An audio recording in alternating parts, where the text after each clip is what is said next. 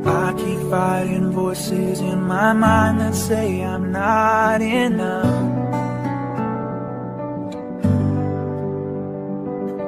Every single lie that tells me I will never measure up. Hi guys!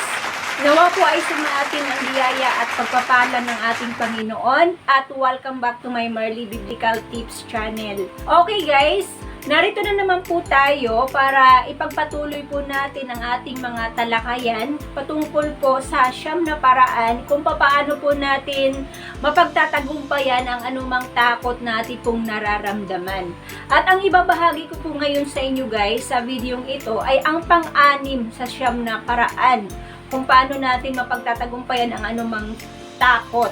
At ang pang-anim po na ito guys ay sa pagkakaalam mo na ang Diyos ang ating batong kublihan na mababasa po natin sa Aklat ng Awit 46 verse 1 hanggang 11 at Hebreo chapter 13 verse 6. So medyo mahaba-haba uli yung mga talata na babasahin ko po dito sa Awit, pero tiyagain ko po itong basahin para po sa inyo.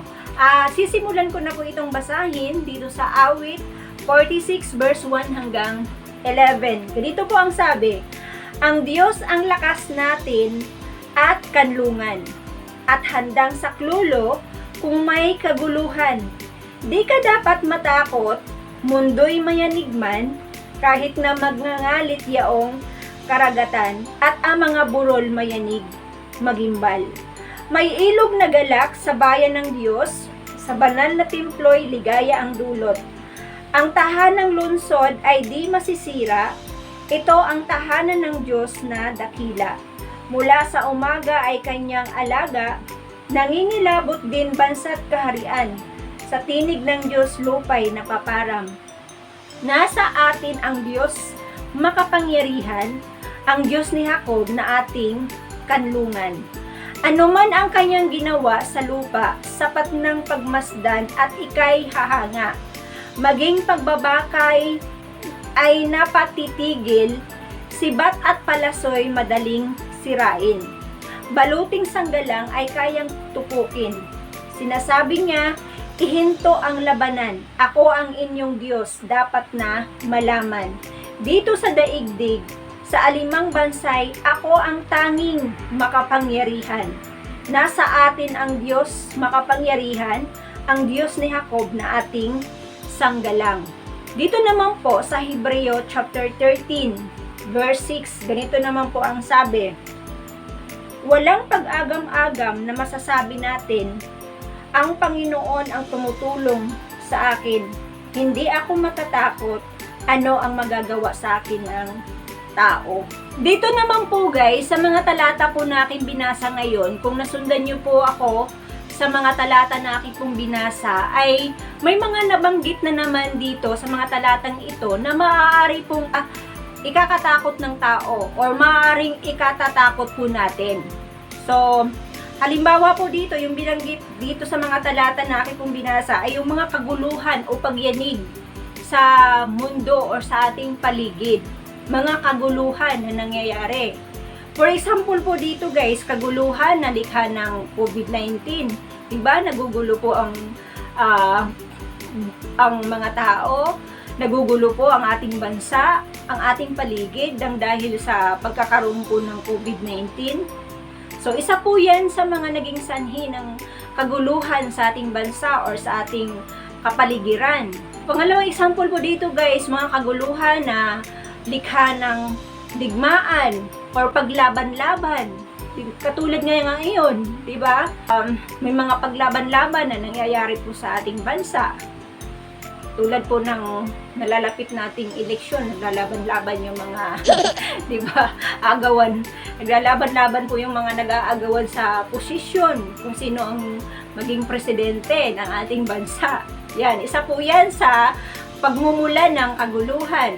Isa pa po sa pagmumulan ng kaguluhan guys ay yung sanhi ng lindol. Binanggit po yun doon sa ating sa talata na binasa ko po kanina, kahit daw mayanig ang bundok, ang dagat.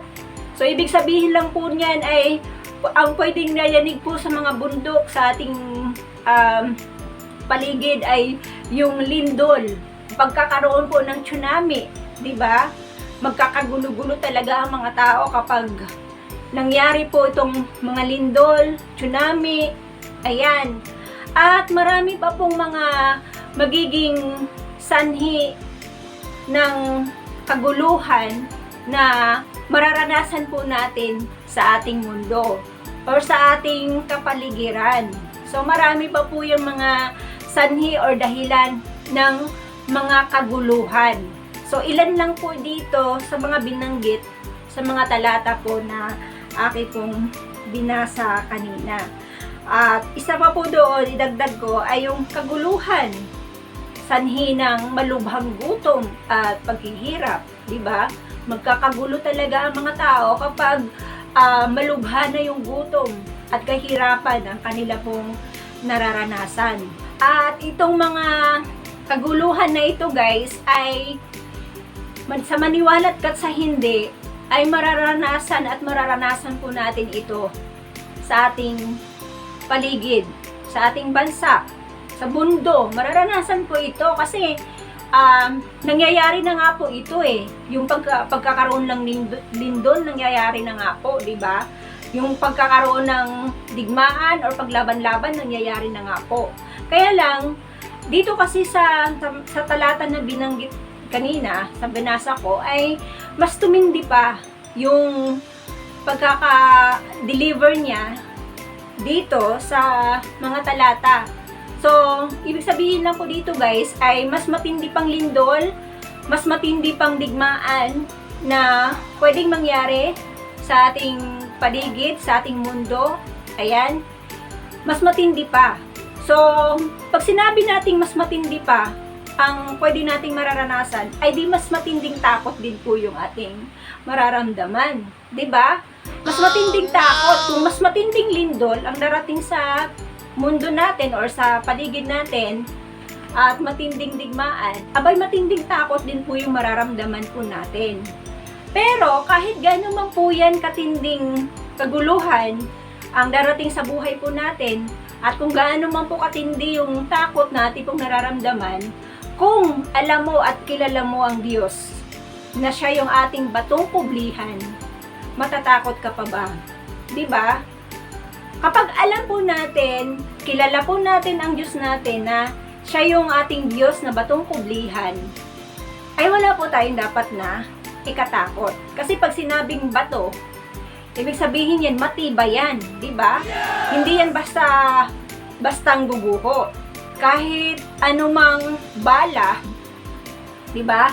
Bomba, dinamita, ang ihagis mo dyan sa bato na yan, ay hindi po yan basta-bastang guguho, hindi po yan basta-bastang madurog, di ba? Lalo na kapag batong buhay, wala pong anumang matinding dinamita ang kayang magpapadurog sa batong buhay, sa batong matibay, sa batong matatag.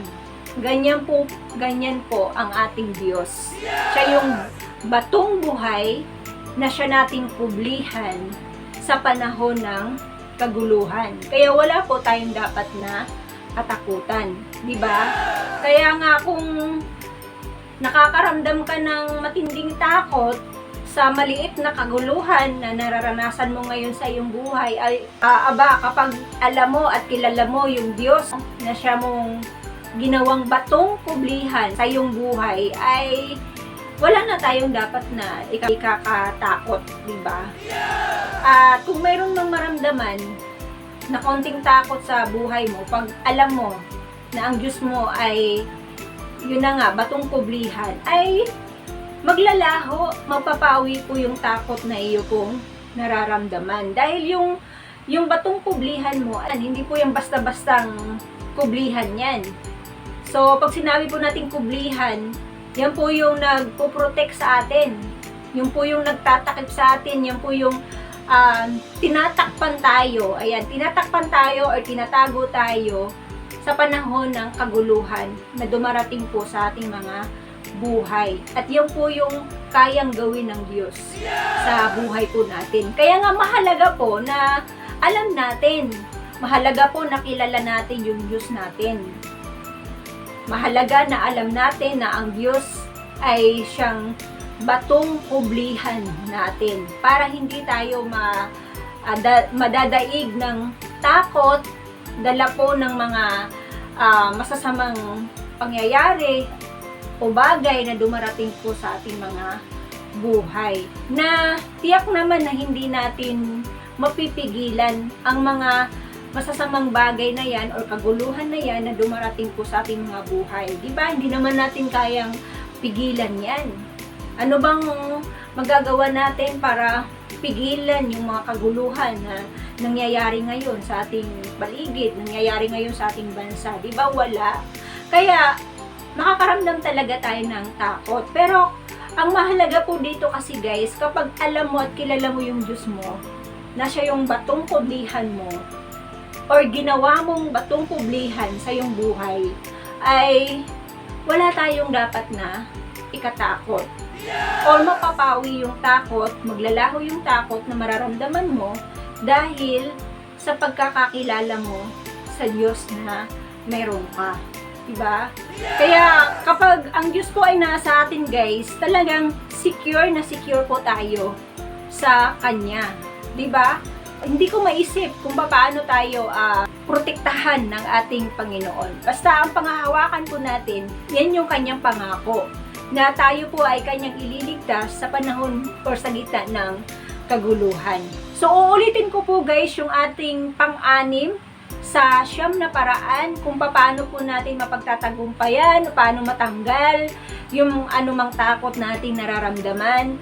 At ang pang-anim na ito guys ay sa pagkakaalam mo na ang Diyos ang ating batong kublihan, na mababasa po natin sa aklat ng Awit 46 verse 1 hanggang 11 at Hebreo chapter 13 verse 6. Ayun.